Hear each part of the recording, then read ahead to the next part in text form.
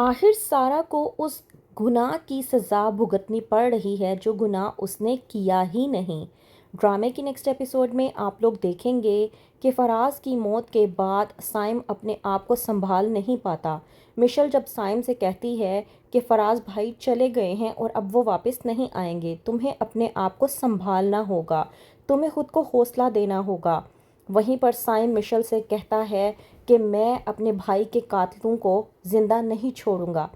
جس کی وجہ سے بھی میرے بھائی کا یہ حال ہوا ہے اور میرا بھائی مجھے چھوڑ کر چلا گیا ہے، اسے میں سلاخوں کے پیچھے بھیج کر ہی رہوں گا، تب تک میں سکون کا سانس نہیں لوں گا۔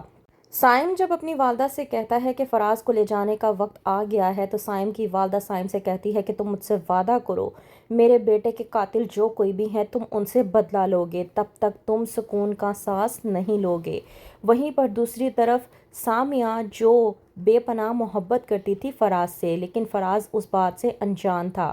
سامیہ نے بھی قسم اٹھا لی ہے کہ وہ جب تک فراز کے قاتلوں کو ان کے انجام تک نہیں پہنچائے گی تب تک وہ سکون کا سانس نہیں لے گی۔ سامیہ کچھ انویسٹیگیشن کرنے کے بعد سائم کو اپنے پاس بلواتی ہے اور کہتی ہے کہ فراز کو ایک ریسٹورانٹ میں دیکھا گیا تھا، یہ اس ریسٹورانٹ کی CCTV فوٹیج ہے۔ بدقسمتی سے وہاں پر دوسری سارا بھی موجود ہوتی ہے اور ریسٹورانٹ کے CCTV فوٹیج میں وہی ویڈیو ہوتی ہے جس میں سارا نے ڈیر کے طور پر فراز کا نمبر حاصل کیا تھا۔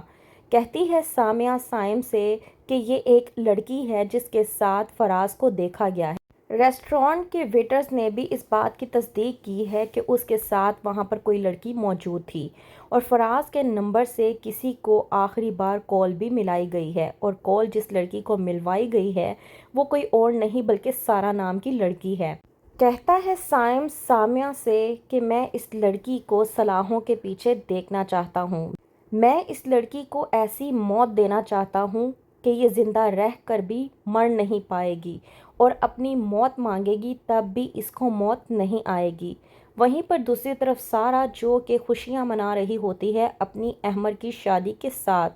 تمام تر گھر والے لوگ بے حد خوش ہوتے ہیں۔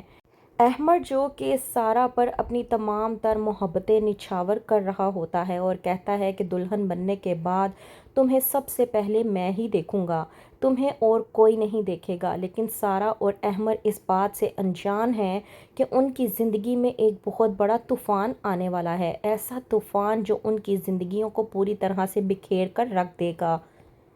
ہوتی ہے احمر اور سارا کی شادی کی تقریب کہ وہیں پر آ جاتے ہیں سائم اور سامیہ۔ انویسٹیگیشن کے بعد بغیر یہ بات کنفرم کیے کہ جس سارا کو وہ اریسٹ کرنے جا رہے ہیں یہ وہ سارا ہے بھی یا نہیں، جاتے ہیں اور جا کر سب کے سامنے کہتے ہیں کہ یہ وہ لڑکی ہے کہ جس کی وجہ سے ایک لڑکے کی موت ہوئی ہے، اس کا قتل ہوا ہے اور اس لڑکی کو میرے بھائی کے خون کا حساب دینا ہوگا۔ سارا یہ بات سننے کے بعد حیران و پریشان ہو جاتی ہے اور احمر کے سامنے اپنی محبت کی گواہیاں پیش کرنے کی کوشش کرتی ہے اور کہتی ہے کہ قسم کھا کے کہتی ہوں کہ میں نے تمہارے علاوہ کبھی کسی سے محبت نہیں کی اور نہ ہی کبھی کسی کے بارے میں سوچا ہے۔ لیکن سامیہ اور سائم اس بات کو سننے کو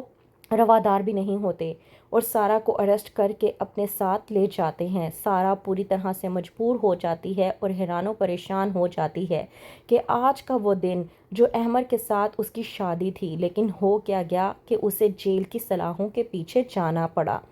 تو آخر کار سچائی کب کھل کر آئے گی سائم اور سامیہ کے سامنے، کب بے قصور ثابت ہوگی سارا، کیا ہوگا آگے؟ مزید جاننے کے لیے دیکھتے رہیے ڈرامہ سیریل ہمراز۔